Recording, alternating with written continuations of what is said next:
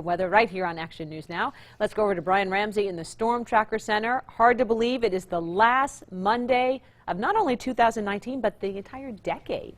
I know. Almost my entire life was actually lived in this decade. I was only born in '95, so this is kind of an advance for me. I'm getting older, but here's a live look at South Fork. See, it's a very quiet night out there. Dark skies at the moment. City lights are plentiful tonight. You can see clearly, though, and that's because this low that gave us some quick rain and cooler temperatures yesterday is now moving to the south, and it's weakening. Since it's weakening, it's allowing for this ridge of high pressure to move back in our area from the Pacific, and that's going to be the dominant weather feature for the next few days, which is one reason why we're seeing a clear night right now. And we could see some fog this morning, although winds are expected to pick up from the north or later this morning, which will help mix out most of that fog. But just if you do see fog, keep an eye on that. As for highs expected today, look at that. Widespread 60s could be seen today. If you don't hit the 60s, you'll at least hit the upper 50s in the valley. Mountain locations could be reaching the mid 40s if you're in the Sierra, and getting into the mid 50s for some of you if you're in Trinity County, only reaching the 40s though if you're in Siskiyou County, a little cooler farther up north. As for those overnight lows that we're going to be seeing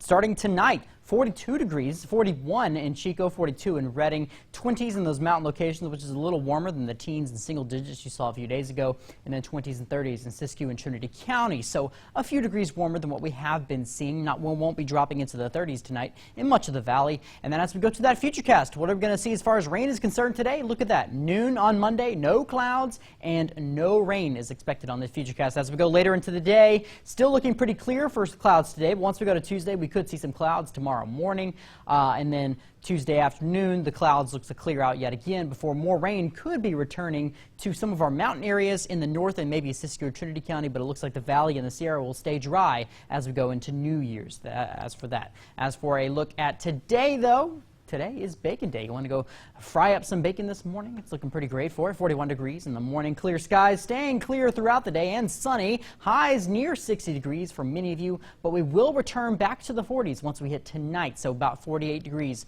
by about 8 p.m. and we'll still have a few clouds later in the night. As for a look at the 7-day forecast in Chico, a high of 59 degrees for today. Patchy morning fog is possible, but it will be very patchy, not widespread.